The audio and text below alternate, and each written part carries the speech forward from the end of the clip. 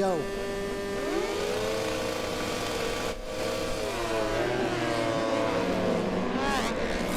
Looks like PJ did not get the. No, yeah, did I call the shot before the shot? I almost called the shot. Let's find out who gets the start. It's going to be PJ, or will it be Cam?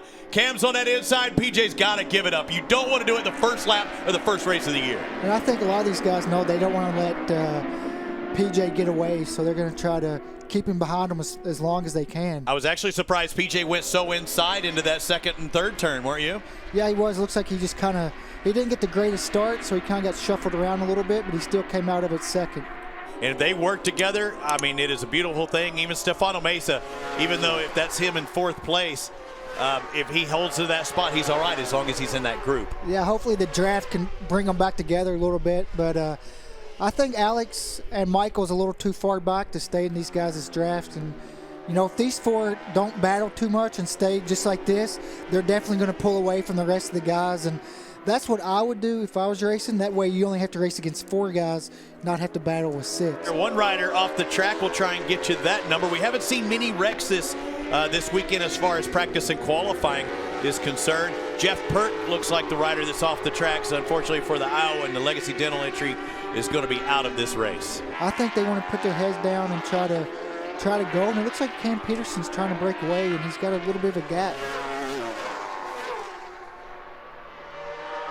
Listen to those sounds. Listen to Cam Petersen. He makes his way in front of us from Johannesburg, South Africa. Altus Motorsports, number 45, a new team for him. You see the leaves getting blown away. Yep, that's because they're ripping by at 175 miles an hour for PJ Jacobsen. He was 5 miles an hour faster. The quickest lap that time, or down that straightaway, is Travis Wyman on the BMW, a 178. For training and, you know, just helping you out on the race weekend. But, you know, the top four guys are so even. They all did a 17.0 last lap, so it looks like there's nothing in between them.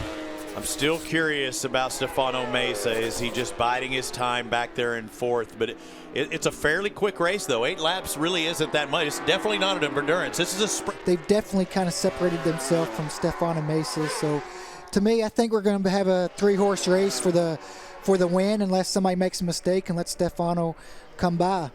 Kawasaki, Corey Alexander runs it in there. He trying to put the pressure on PJ Jacobsen, but you also talk about the manufacturer. He's on the outside driving, almost runs off that turn, but you have a Suzuki out in front, a Ducati in second, and a Kawasaki in third.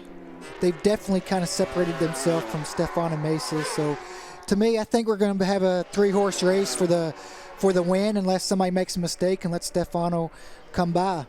Kawasaki, Corey Alexander runs it in there. He trying to put the pressure on PJ Jacobsen, but you also talk about the manufacturer. He's on the outside driving, almost runs off that turn, but you have a Suzuki out in front, a Ducati in second, and a Kawasaki in third.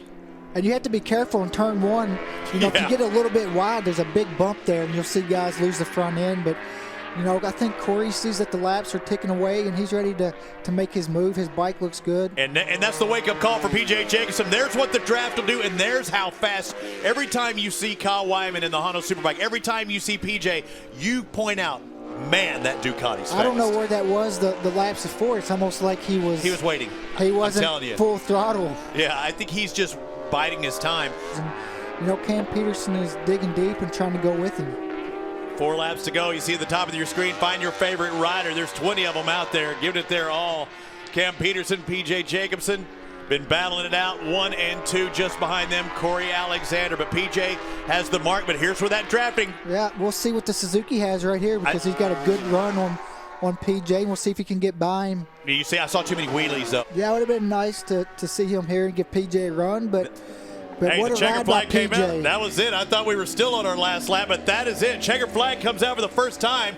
PJ Jacobsen takes the victory over Cam Petersen and Corey Alexander, your top 3. And the ride, HVMC Racing Kawasaki of Corey Alexander, and a couple of New Yorkers up there on the podium.